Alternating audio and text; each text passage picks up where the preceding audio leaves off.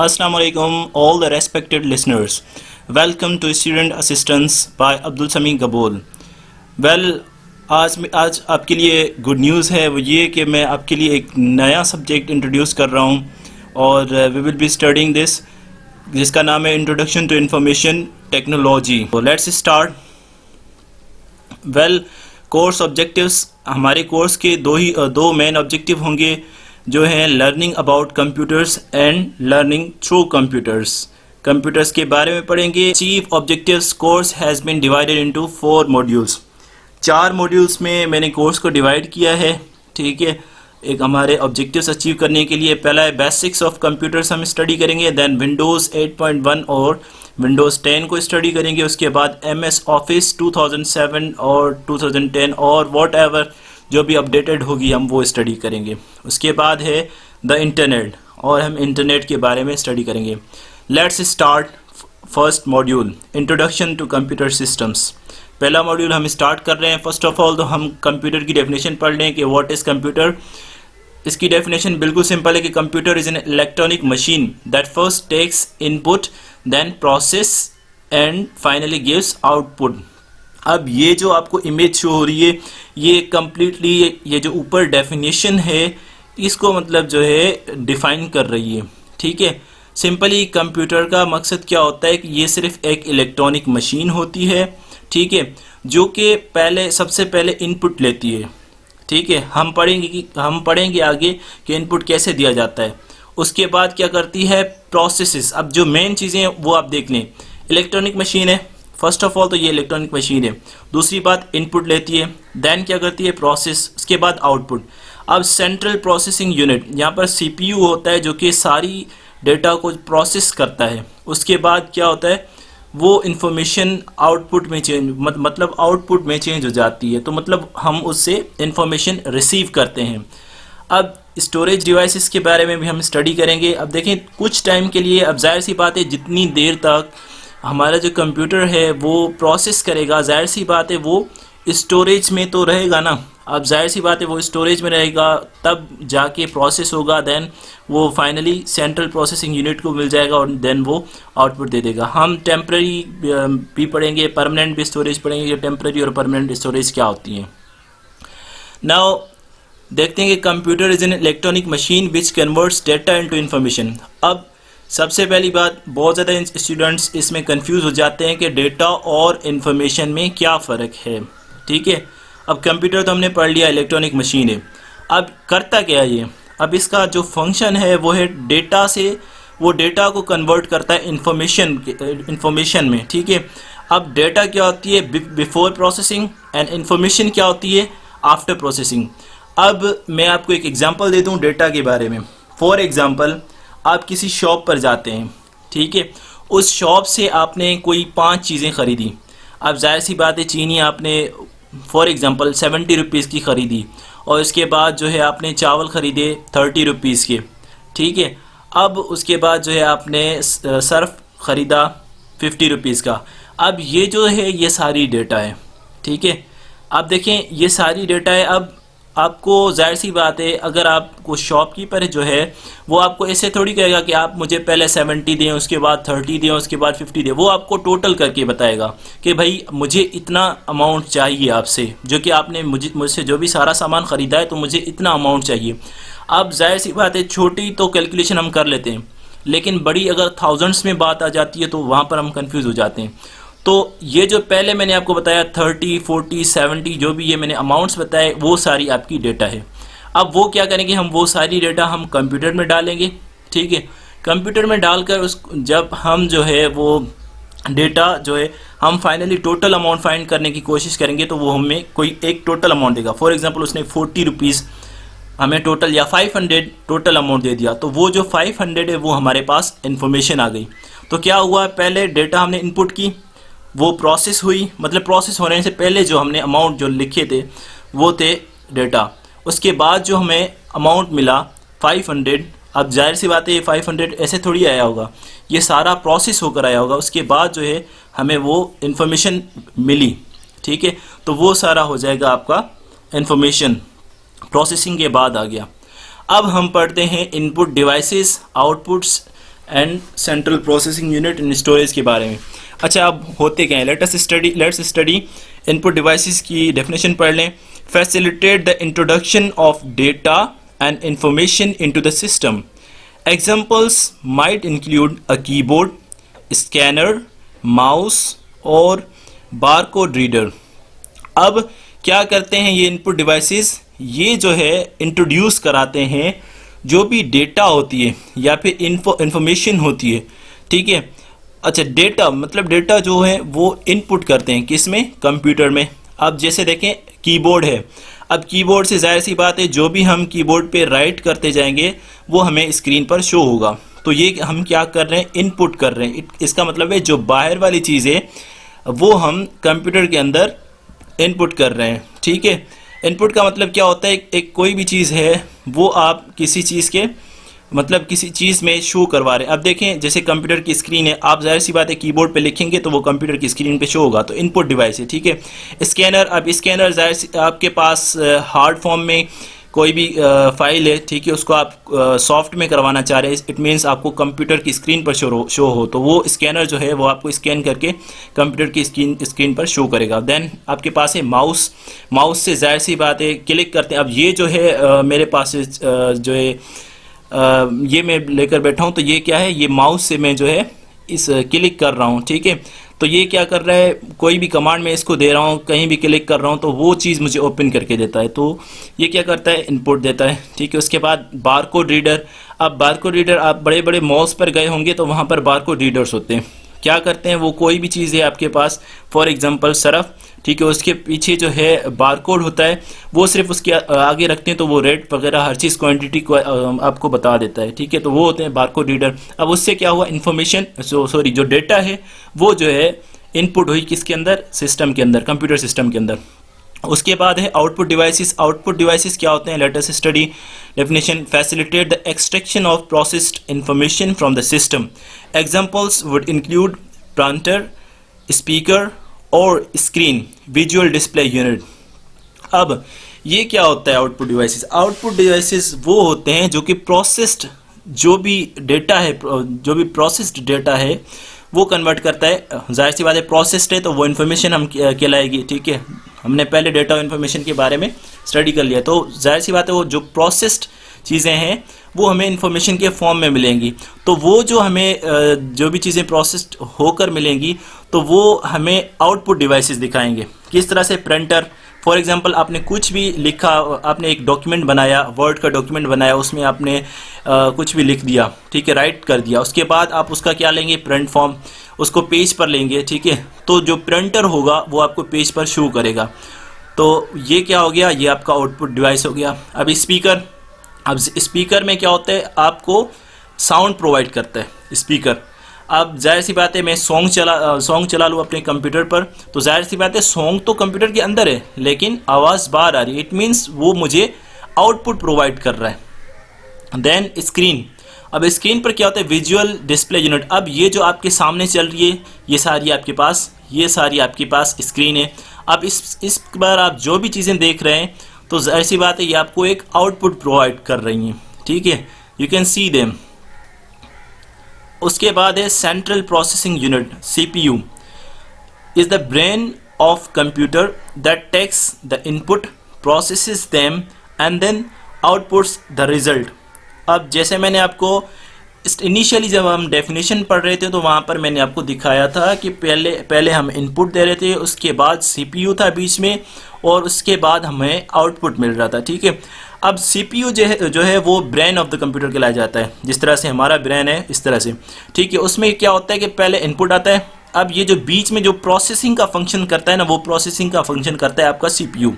उसके बाद वो जो इन्फॉर्मेशन होती है, वो जो डाटा होती है, कन्वर्ट होती है इन्फॉर्मेशन के अंदर, उसके बाद जो है आउटपुट डिवाइसेस वो हमें फराहम करते हैं। सिंपली आप ये समझ लें कि जो CPU है वो प्रोसेसिंग करता है किसी भी डेटा की जो इनपुट हुई हो और उसको आउटपुट में या कोई भी रिजल्ट निकाल कर देता है आपको। उसके बाद है स्टोरेज। स्टोरेज क्या है, facility is useful to enable data to be saved for future use. अब ये क्या होता है स्टोरेज, मतलब कोई भी डेटा हो आपके पास, ठीक है, वो आप फ्यूचर यूज़ के लिए सेव करना चाहते हैं। जिस तरह से फॉर एग्जांपल ये जो मेरे पास स्लाइड बनी हुई है, ये मैं चाह रहा हूँ कि ये मुझे 2 महीने के बाद चाहिए, तो जाहिर सी बात है मैंने आज बनाई और जो है ये मैं 2 महीने के बाद अगर मैं यही स्लाइड खोलूँगा तो मुझे मिलेगी, क्योंकि ये सेव्ड होगी इन द स्टोरेज डिवाइस। अब स्टोरेज डिवाइसेस हम आगे पढ़ेंगे क्या होते हैं। मतलब ये सिंपल ही आप ये समझ लें कि आपकी डेटा जो है वो सेव करता है for the future use. Components, parts of computer. अब ये पार्ट्स हैं कुछ कंप्यूटर के, ठीक है।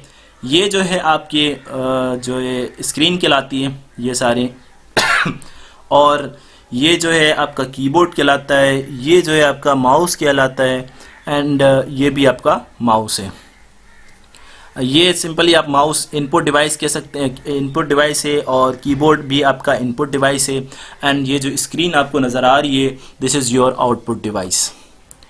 उसके बाद है पार्ट्स ऑफ कंप्यूटर। अब कंप्यूटर के पार्ट्स क्या होते हैं? First of all tangible parts. Tangible parts क्या होते हैं? Physical parts of a computer system.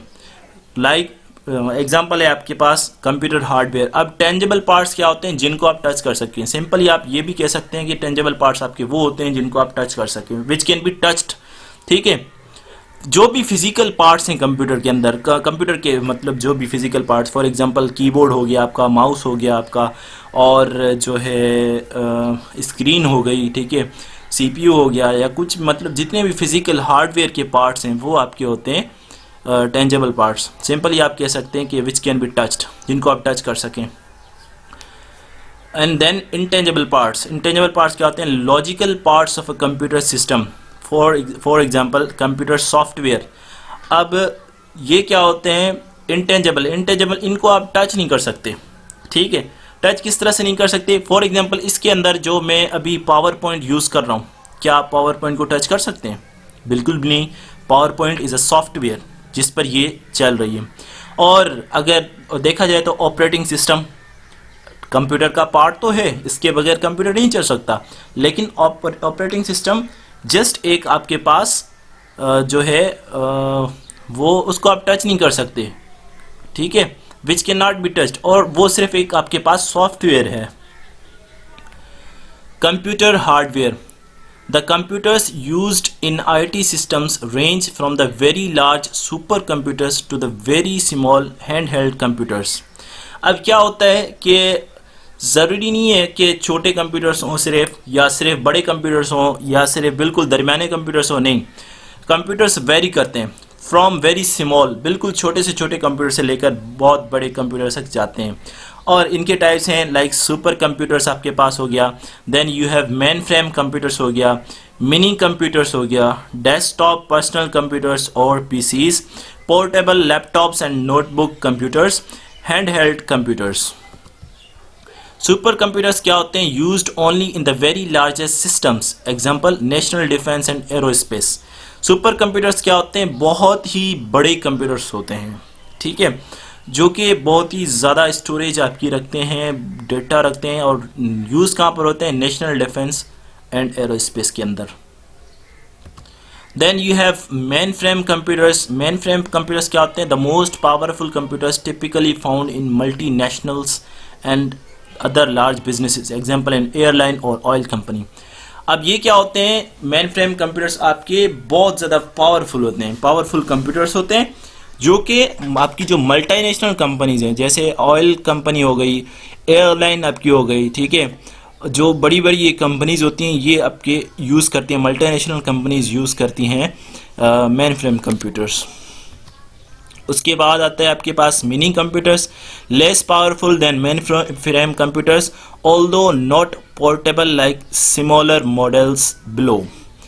अब ये क्या कह रहा है? ये कह रहा है कि जो मिनी कंप्यूटर्स होते हैं वो मेन फ्रेम से जो है कम पावरफुल होते हैं, लेकिन ये क्या होते हैं? अच्छा, ये इतने भी छोटे नहीं होते कि ये आप कहीं पर लेकर जा सकें। पोर्टेबल मीन्स आप लेकर जा सकें, जिस तरह से आपके पास लैपटॉप है, लैपटॉप को आप कहीं भी लेकर जा सकते हैं, ठीक है, तो ये इतने भी छोटे नहीं हैं, लेकिन जो मेन फ्रेम है उनसे कम है।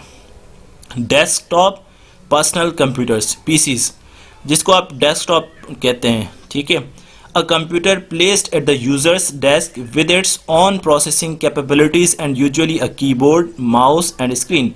PCs can operate as standalone computers, or they may be linked as terminals to a network where the PC functions as an input-output device, but the processing is executed by another device on the network.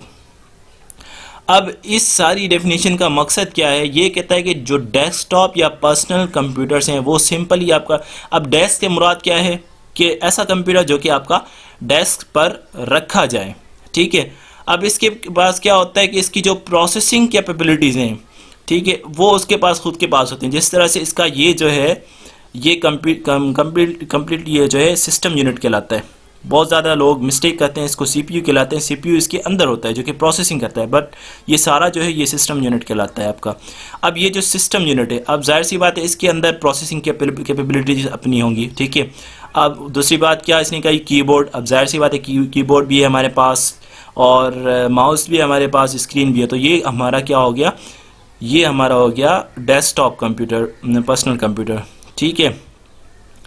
अब stand alone computers और they may be linked as terminals to a network. अब क्या होते हैं कुछ computers, अब जैसे देखें ऑफिस में क्या होता है कि कंप्यूटर्स लिंक्ड होते हैं, ठीक है, एक दूसरे से लिंक्ड होते हैं और वो सारा काम चल रहा होता है। तो स्टैंड अलोन कंप्यूटर्स वो होते हैं जो कि मतलब सिंगल यूज़र उनको यूज़ करे, मतलब और वो मतलब किसी और कंप्यूटर से लिंक्ड ना हो, ठीक है।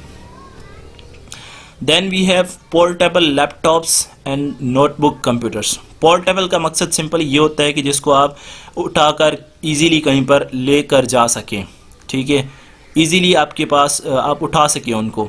And notebook computers, notebook simply जिस तरह से बुक है, आप नोटबुक एग्जांपल इस तरह से दिया गया जिस तरह से बुक है आपके ओपन हो सकें, क्लोज हो सकें बुक की तरह, ठीक है। Similar concept to PCs but much smaller and portable. ये लैपटॉप्स एंड कंप्यूटर्स ये जो हैं ये सिमिलर ही है, सारी डेफिनेशंस वगैरह हर चीज़ वही लगती हैं जो कि पर्सनल कंप्यूटर्स को लगती हैं, बट फ़र्क ये है कि वो जो है वो आप कहीं पर लेकर जा नहीं सकते और इनको आप कहीं भी ले जा सकते हैं। और नोटबुक मतलब जो क्लोज़ हो सकते हैं, आप इनको क्लोज़ कर सकते हैं, ओपन कर सकते हैं अपनी मर्जी एज अ नोटबुक की तरह, और कहीं पर भी आप लेकर जा सकते हैं। देन हैंडहेल्ड कंप्यूटर्स क्या होते हैं? हैंडहेल्ड कंप्यूटर्स और PDAs, personal data assistants and even many smartphones, mobile phones with large touch sensitive input screens have much of the functionality found on PCs। अब आजकल के जो आपके पास स्मार्टफोन्स हैं, एंड्रॉयड्स हैं, ये जो सारे सेट्स हैं, ठीक है, इनको कहा जाता है पर्सनल डेटा असिस्टेंट, PDAs कहा जाता है, ठीक है। अब ये जो सारे हैं इन पर भी आपके पास जो भी कंप्यूटर का काम है वो आप कर सकते हैं। आप देखें अपने मोबाइल के अंदर खोल कर देखें, आपको MS ऑफिस भी मिल जाएगा, आपके पास पावर पॉइंट भी मिल जाएगा, और इवन दो कि आप उससे PDF रीडिंग वगैरह भी कर सकते हैं। तो बहुत ज़्यादा जो कंप्यूटर के काम है वो आपका ये जो है मोबाइल डिवाइसेस भी करते हैं। तो अब ये इनको क्या कहा जाता है? Handheld computers. अब देखें डेफिनेशन तो वही आती है ना, हैंडहेल्ड कंप्यूटर्स के बारे में अगर देखा जाए, अगर हम PC की जो पर्सनल कंप्यूटर है उसकी डेफिनेशन लगा दें मोबाइल फ़ोन के अंदर, आप देखें उसमें क्या था कि कोई भी डेटा हम इनपुट कर रहे थे और वो प्रोसेस कर रहा था, उसके बाद जो है वो आउटपुट दे रहा था। अब देखिए मोबाइल के अंदर जाहिर सी बात है मैसेज टाइप करते हैं, इनपुट आ गया आपका, ठीक है, कीबोर्ड है, उसके बाद ऑन स्क्रीन कीबोर्ड होता है जो, उसके बाद वो मैसेज टाइप होकर जब आपको शो होता है तो क्या होता है? आउटपुट होता है। जाहिर सी बात है एक प्रोसेस के बाद आपको प्रोसेस के बाद मिला, आपने किसी को सेंड किया, अब तो जाहिर सी बात है इस बीच में एक प्रोसेस हुआ, ठीक है, उसके बाद आपको वो मिला। तो सिंपली ये भी आपके कंप्यूटर्स हैं।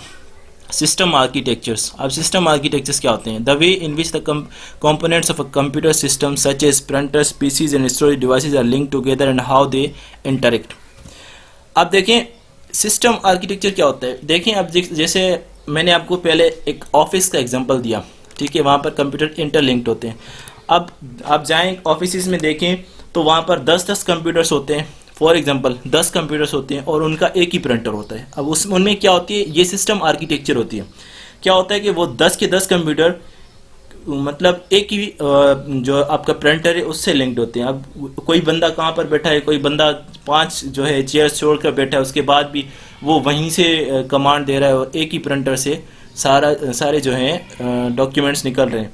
तो इसका मतलब क्या होता है, ये एक आर्किटेक्ट है ऑफ अ सिस्टम, ठीक है, उनको लिंक्ड कर दिया जाता है। पीसीज एंड स्टोरेज डिवाइसेस, इस तरह से जो भी सारे पीसीज हैं वो आपस में लिंक कर दिए जाते हैं, स्टोरेज डिवाइसेस उनको आपस में लिंक्ड किया जाता है, ठीक है, ताकि वो जो है एक ही कमांड से रन हो। अब देखें टाइप्स क्या आते हैं, सेंट्रलाइज्ड आर्किटेक्चर। अब सेंट्रलाइज्ड क्या होता है, architecture involves all processing being performed on a single central computer. अब सेंट्रलाइज्ड से सिंपल ये मुराद है कि एक सेंट्रल कंप्यूटर हो, सेंट्रल मतलब एक सेंट्रल पॉइंट हो, एक पॉइंट हो जहाँ पर वो सारी प्रोसेसिंग हो। अब इसमें भी यही कह रहा है डेफिनेशन में कि processing being performed on a single computer, किसी भी एक सेंट्रल कंप्यूटर पर सारी प्रोसेसिंग हो रही हो और बाकी जो कंप्यूटर्स हों उससे लिंक्ड हों। जिस तरह से मैंने आपको प्रिंटर का एग्जांपल दिया, ठीक है। अब देखें 10 कंप्यूटर्स हैं, 10 कंप्यूटर से जो कमांड आ रही है, तो वो जो प्रिंटर होगा आपका, वो प्रिंटर प्रिंट करके आपको फराहम करेगा। डिसेंट्रलाइज आर्किटेक्चर में क्या होता है, architectures spread the processing power throughout the organisation at several different locations. This is a typical of the modern work place given the significant processing power of modern PCs. अब इसमें क्या होता है, decentralise architecture में क्या होता है कि जो भी प्रोसेसिंग पावर है आपका, वो प्रोसेसिंग पावर डिफरेंट कंप्यूटर्स के अंदर जो है वो एलोकेट कर दिया जाता है। वो इसीलिए क्योंकि आपके डेटा जो है वो जो आपकी सारी डेटा है वो कहीं पर रुक ना जाए, ठीक है, या आपकी कंप्यूटर्स हैंग होना शुरू ना हो जाए, ठीक है। जिस तरह से आप हमारी मोबाइल फ़ोन है वो उसकी स्टोरेज फुल हो जाती है तो हैंग होना शुरू हो जाती है, तो इसी तरह से इसको डिसेंट्रलाइज किया जाता है। Then we have client server computer. A server is a machine that is dedicated to providing a particular function or service requested by a client within a network system. अब सर्वर क्या होता है, server आपके पास एक simply machine होती है, उसका जो मकसद होता है वो एक पर्टिकुलर फंक्शन या फिर सर्विस प्रोवाइड करती है जो कि एक क्लाइंट कहता है, किसके थ्रू, नेटवर्क सिस्टम के थ्रू। अब देखें मैं बैठा हूँ, ठीक है, मैं बैठा हूँ एक जगह, मैं बैठा हूँ पाकिस्तान के अंदर और मुझे जो है डेटा चाहिए, अब गूगल, अब जैसे देखें गूगल, अब गूगल जो है अमेरिका में है, ठीक है। अब मुझे कोई डेटा चाहिए, मैं क्या करूँगा, गूगल के फ़ौरन जाकर सर्च करता हूँ। अब वो जो है गूगल के सर्वर पर पढ़िए और वो पढ़िए अमेरिका के अंदर। अब वहाँ से जो जाहिर सी बात है मैंने एक इनपुट जो है डेटा की, अब वहाँ से जो मुझे सारी इन्फॉर्मेशन प्रोसेस होकर मुझे इन्फॉर्मेशन मिलेगी, तो क्या किया, एक सर्वर था जिस सर्वर ने मुझे सर्विस देकर वहाँ से अमेरिका से लेकर पाकिस्तान तक उसने मुझे डेटा फराहम कर दी और यहाँ पर मैं बैठकर देख रहा हूँ, ठीक है। अब ये होता है आपका सर्वर का काम, एक सर्विस देता है, जिस तरह से वेटर होते हैं सर्विस प्रोवाइड करते हैं, तो this is similar like that server. Types of server, server के टाइप्स होते हैं, file servers are used to manage the data files that are accessible to users of the network। जो भी डेटा फाइल्स होते हैं, ठीक है, वो यूज़र्स ऑफ द नेटवर्क, जो भी यूज़र्स हैं सिमिलर नेटवर्क यूज़ कर रहे हैं तो उनको वो क्या करता है, फाइल्स फराहम करता है। नेटवर्क सर्वर्स क्या होते हैं, are used to route messages from terminals and other equipment in the network to the parts of the network. अब ये सिंपली क्या होता है कि मैसेजेस को रूट करता है एक टर्मिनल से लेकर और and other equipment in the network to other parts of the network. अब जो दूसरे पार्ट्स ऑफ द नेटवर्क हैं वहाँ पर जो है रोटेट करता है किसको, मैसेजेस को। अब आती है सेंट्रल प्रोसेसिंग यूनिट, सीपीयू क्या है। The brain of a computer is the central processing unit, CPU sometimes refer to as a micro processor. अब सीपीयू का दूसरा नाम माइक्रो प्रोसेसर भी कहा जाता है। Microprocessor is the second name of CPU. This part contains all the electronic circuitry that the computer needs to manipulate data and execute instructions. अब ये सिंपली क्या होता है, जो आपका CPU part contains all the electronic circuitry। अब इसके अंदर सारी इलेक्ट्रॉनिक सर्क्यूटरीज होती हैं, ठीक है, जो कि एक कंप्यूटर को ज़रूरत होती है to manipulate data and execute instruction, data को मैनिपुलेट करने के लिए और इंस्ट्रक्शंस को जो है एग्जीक्यूट करने के लिए। अब यहाँ पर आपका जो है सीपीयू जो वो इसमें यहाँ पर लगा हुआ होता है, ठीक है। अब देखें ये जो सारी जो भी सर्किटरी सिस्टम है आपका, ये सारा सर्किटरी सिस्टम जाकर इस सीपीयू से कनेक्ट होता है। आप देख लें, अगर आप देख लें अपने कंप्यूटर से सीपीयू निकाल दें तो आपका सारा कंप्यूटर डाउन हो जाता है, कंप्यूटर आपका ऑन ही नहीं होता। और वो ऑन इसीलिए आप देखें कभी कभी ये होता है कि बरसात का मौसम होता है और ये जो है सीपीयू थोड़ा सा उस बरसात की वजह से, अगर आपका सीपीयू मतलब इस ऐसी जगह पड़ा है उस बरसात की वजह से थोड़ा सा घिम जाता है, तो आप उसको क्या निकाल कर उसकी सफाई वगैरह करके फिर से डाल देते हैं। तो इसका मतलब है इस CPU is the most important part of the computer. जैसे ब्रेन है आपका, अगर इंसान का दिमाग निकल जाए तो इंसान किस काम का, इंसान चलने की काबिल नहीं रहेगा। तो ये सिमिलरली सारी जो आप देखें, सारी जो हमारी वायर्स हैं, अगर हमें पैर में जो है कोई भी पेन होता है तो वो जाकर फ़ौरन हमारे माइंड में क्लिक होता है और वो हमें पता चल जाती है कि हमें यहाँ पर ज़ख़म हुआ है या कुछ भी हुआ है। तो मतलब सारी बॉडी की जो भी हमारे पास नसें हैं वो सारे ब्रेन के साथ कनेक्टेड हैं। अब ये भी सिमिलर इस तरह से है कि सारी जो भी हैं ये जो वायर्स वगैरह ये सारी इससे सीपीयू से कनेक्टेड है। Central processing unit. अब basic components of CPU, CPU के बेसिक कंपोनेंट्स क्या हैं? रैंडम एक्सेस मेमोरी, रैम जिसको कहा जाता है, रजिस्टर्स हैं, बसेस हैं, अर्थमेटिक लॉजिक यूनिट, एलयू है, and then control unit. It is possible for computers now to contain more than one CPU. This is called multiprocessing. Furthermore, some microprocessors can contain multiple CPUs on a single chip. This is called a multi-core processor. अब इसमें क्या होता है कि हाँ ये possible है। अब क्वेश्चन हो सकता है ना कि क्या मोर देन वन CPU एक कंप्यूटर कंटेन कर सकता है? Definitely more than one CPU contain कर सकता है एक कंप्यूटर, ठीक है, जिसको नाम दिया गया है मल्टी प्रोसेसिंग का। और ये कह रहा है कि जो है multiple CPUs on a single, अब देखें एक ही चिप पर मल्टीपल सीपीयूज भी हो सकते हैं, ठीक है, जिसको क्या कहा जाता है? Multi core processor.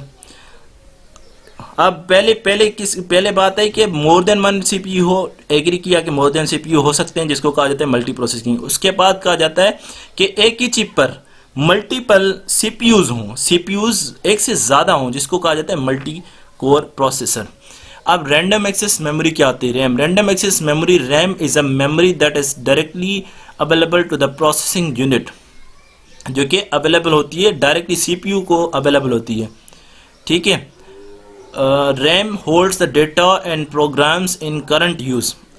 ये क्या करती है रैम? जो कि करंट यूज़ में आपका एट द टाइम जो भी डेटा आप यूज़ कर रहे हैं वो आपके पास वो जो है स्टोर करती है for the short period of time जो यूज़ कर रहे हैं currently use data. RAM in micro computers is volatile which means that the contents of RAM are erased when the computers power is switched off. अब volatile का simply मकसद ये होता है कि जो आपकी डेटा है वो उड़ जाए, ठीक है, रिमूव हो जाए, कुछ देर के बाद रिमूव हो जाए, उड़ जाए। तो रैम एक ऐसी जो है मेमोरी है जिसके अंदर शॉर्ट पीरियड के लिए जो डेटा स्टोर होता है जो कि आप करंटली यूज़ कर रहे हैं। डिफरेंस बिटवीन रैम एंड रोम। बहुत ज़्यादा लोग रैम एंड रोम के अंदर कंफ्यूज हो जाते हैं कि what is the difference. Read only memory जिसको कहा जाता है। ROM is a memory chip into which fixed programs are written permanently at the time of the computer's manufacture, ठीक है। अब ये क्या होती है? मेमोरी चिप होती है रोम। जब इसमें क्या होते हैं? प्रोग्राम्स, कुछ फिक्स्ड प्रोग्राम्स राइट किए जाते हैं permanently at the time of computers manufacture. अब ये आपके पास रोम है। इसमें क्या है? इसमें जो भी सारी मतलब कुछ चीज़ें इस तरह से कुछ प्रोग्राम्स हैं जो कि फिक्स्ड किए गए हैं इनटू दिस रोम, ठीक है, जो कि मैन्युफैक्चरर कर देता है। बायोस क्या होते हैं? बायोस, अच्छा इसमें रैम सिंपली आपकी टेम्पररी डेटा रखती है और रोम जो है वो आपकी परमानेंट डेटा रखती है। बायोस क्या होते हैं? Basic input output system. क्या होते हैं ये? Part of the ROM chip containing all the programs needed to control hardware, for example the keyboard, screen and disk drives. It is activated once the computer is started. अब ये क्या होता है? BIOS simply ये होता है कि जो रोम है उस पर हमने कहा कि वो फिक्स्ड जो भी डेटा है वो फिक्स्ड रखती है, फिक्स्ड डेटा होती है और वो परमानेंटली होती है। तो अब ये जो भी कंप्यूटर के जो हार्डवेयर सिस्टम्स हैं, ठीक है, उनको कंट्रोल करने के लिए रोम के अंदर ये फिक्स किया जाता है बायोस, जिसको बायोस कहा जाता है। ठीक है, जिस तरह से keyboard, screen and disk drive. अब जिस तरह से हम इसको एक बार एक्टिवेट कर दिया जाता है, वंस कंप्यूटर स्टार्ट, जिस तरह से कंप्यूटर स्टार्ट होता है उसको एक्टिवेट कर दिया जाता है। जिस तरह से आप ऑन करेंगे कंप्यूटर तो आपको बताएगा कि आपका जो है कीबोर्ड है वो फंक्शनिंग है, वो इसमें लगा हुआ है नहीं लगा हुआ, या फिर जो है आपका माउस है वो लगा है नहीं लगा, मतलब ये सारी चीज़ें आपको बताता है रोम। जो कि इनिशियली आप जिस तरह से कंप्यूटर ऑन करते हैं ना, तो वहाँ पर आपको शो होता है। की होती है डिफरेंट, कंप्यूटर के अंदर डिफरेंट की होती है कि आप वो की प्रेस करते हैं, उसके बाद बायोस आपका ओपन हो जाता है। देन आते हैं आपके registers. Registers are special memory location that can be accessed extremely fast. बहुत ज़्यादा तेज़ होते हैं रजिस्टर्स, स्पेशल, जिसको हम स्पेशल मेमोरी लोकेशंस का कहते हैं, मतलब इनकी स्पेशल मेमोरी लोकेशंस होती हैं और ये जो है फास्ट जो है बहुत ज़्यादा फास्ट होते हैं। These are used to store the data that is to be executed next by the control unit. अब कंट्रोल यूनिट के बाद जो डेटा जो है एग्जीक्यूट हो रही होती है, ठीक है, तो वो कौन करता है, वो ये करते हैं रजिस्टर्स। अब देखें सेंट्रल प्रोसेसिंग यूनिट, ये जो है हमारे पास सेंट्रल प्रोसेसिंग यूनिट्स हैं। अब नेक्स्ट जो है डेटा जो कि एग्जीक्यूट हो रही है वो हो रही है बाय द रजिस्टर्स। बसेस क्या होते हैं? Buses are the information highway of the CPU. इनको सिंपली आप इंफॉर्मेशन हाईवे कह दें कि इंफॉर्मेशन हाईवे हैं। Buses are bundles of tiny wires that carry electronic signals between all parts of computer. Simply आपकी ये क्या होती हैं? बसेस आर टाइनी, सिंपली एक टाइनी वायर्स होती हैं, ठीक है, जो कि इलेक्ट्रॉनिक सिग्नल्स प्रोवाइड करती हैं सारे कंप्यूटर्स के पार्ट्स के लिए। अब सिंपली ये समझ लें कि टाइनी वायर्स हैं जो कि इलेक्ट्रॉनिक सिग्नल्स प्रोवाइड करती हैं। Arithmetic logic unit ALU। The arithmetic logic unit performs all the mathematical and logical calculations. The ALU is comprised of complex electronic circuitry that can aid, subtract, multiply, divide and perform many other calculations। ALU क्या होता है? Simply जो भी आपकी mathematics की calculations होती हैं, जैसे ये जो होगी सबट्रैक्ट, मल्टीप्लाई, डिवाइड एंड जो भी कैलकुलेशंस हैं वो आपके जो है कैलकुलेट करता है। कंट्रोल यूनिट आपका ये होता है, simply the control unit is responsible for directing the flow of instructions and data. The control unit extracts instruction from memory via the bus, decodes them, then executes them based on the data provided। अब ये इन दोनों में तजाद आता है, control unit and ALU। बहुत ज़्यादा students confuse हो जाते हैं, क्या करता है ये क्या करता है? ये सिंपली कंट्रोल यूनिट का जो काम है वो सिंपली क्या है? डायरेक्ट करता है flow of instructions and data. ये सिर्फ इंस्ट्रक्शंस को डायरेक्ट करता है और डेटा को, ठीक है। उसके बाद क्या करता है? Extract instruction from memory. जो इन्फॉर्मेशन, वो इन्फॉर्मेशन को एक्सट्रैक्ट करता है मेमोरी से विया द बस मतलब जो हमने टाइनी वायर्स पढ़ी उसके से। Decodes them then executes them based on the data provided. और उनको डिकोड करके क्या करता है? एग्जीक्यूट करता है बेस्ड ऑन द डेटा। अब ये जो हम इस ग्राफ में स्टडी कर लेते हैं। स्टेप 1 क्या हो रहा है? Fetch instruction from memory. अब मेन मेमोरी से कोई भी आपके पास इंस्ट्रक्शन आया, वो डायरेक्ट वो क्या करेगा? कंट्रोल यूनिट एक्सट्रैक्ट करेगा। देन इसका दूसरा जो काम होगा कंट्रोल यूनिट का, डिकोड इंस्ट्रक्शन इनटू कमांड्स। अब ये जो है इंस्ट्रक्शन को कमांड्स में डिकोड कर देगा।